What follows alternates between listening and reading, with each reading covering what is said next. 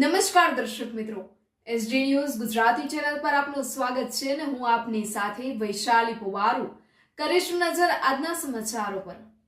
સુરતની SVNIT કોલેજમાં વિદ્યાર્થી રેગિંગ મામલો। વિદ્યાર્થીઓએ પટ્ટા મારી બર્થડે સેલિબ્રેશન કર્યું હતું। NSUI દ્વારા SVNIT ખાતે વિરોધ કરાયો। SVNIT ના ડિરેક્ટરને કરાઈ રજૂઆત। કોલેજ દ્વારા નક્કર પગલાં ભરવા માંગ કરાઈ।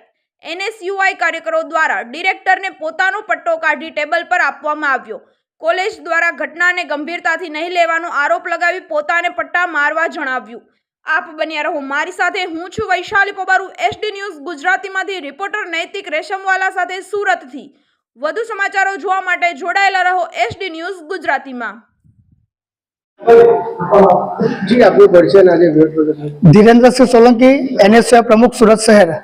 आज रोज SVNIT ના ડિરેક્ટર સાહેબને અમે આવેદન પત્ર આપવા માટે આવ્યા હતા, કારણ કે અમને સોશિયલ મીડિયાના માધ્યમથી, સમાચાર પત્રના માધ્યમથી અમને માહિતી પ્રાપ્ત થઈ હતી કે SVNIT કોલેજમાં એક વિદ્યાર્થીને બર્થડે સેલિબ્રેશનમાં માર મારવામાં આવ્યો છે। પરંતુ આજે અમને હકીકત માલુમ પડતા અમને ખબર પડી કે યુજીસીના નિયમ પ્રમાણે જે પણ વિદ્યાર્થી બર્થડે સેલિબ્રેશનમાં મારે કે પછી રેગિંગ કરતા મારે તે રેગિંગ જ કહેવાય। એટલે અમે આજે કુલપતિ ડિરેક્ટરે રજૂઆત કરવા માટે આવ્યા છીએ કે જે પણ ઘટના ઘટી છે એના પર તાત્કાલિક પગલાં લો અને કોલેજનું રેપ્યુટેશન બચે એ માટે તમે રજૂઆત કરો। પરંતુ જો તમારાથી કોઈ પણ પ્રકારની કાર્યવાહી ના થતી હોય તો મેં મારો પટ્ટો પહેરીને ડિરેક્ટર સાહેબને આપ્યો છે કે તમારાથી ના થતું હોય તો તમે લોકો અમને મારો અને તમારું દુઃખ વ્યક્ત કરો। પરંતુ આજે SVNIT કોલેજ છે ત્યાં હજારો વિદ્યાર્થી ભણે છે અને એમનું ભવિષ્ય અહીંયા ઉજ્જવળ થતું હોય છે, પરંતુ ડિરેક્ટરની તાલમેલના કારણે અહીંયા અમે કોઈ પણ ગોબાચારી અને ડિરેક્ટરનો હાથ અમને લાગી રહ્યું છે।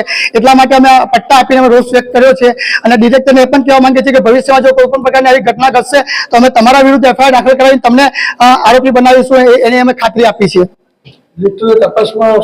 ડિરેક્ટરે એવું કીધું કે પોલીસ તપાસ અમારી કમિટી બે તપાસ કરી રહી છે અને વિદ્યાર્થીઓ સાથે પણ અમે વાતચીત કરી છે અને વિદ્યાર્થીઓના પુરાવા અમે એકત્ર કર્યા છે અને એક વિદ્યાર્થીને અમે સસ્પેન્ડ કર્યો છે અને બીજી તપાસ ચાલુ છે। તપાસ પૂર્ણ થતા અમે સંપૂર્ણ રિપોર્ટ જે તે સત્તાધીશો હશે એને સુપરત કરીશું એવું અમને આશ્વાસન આપવામાં આવ્યું છે।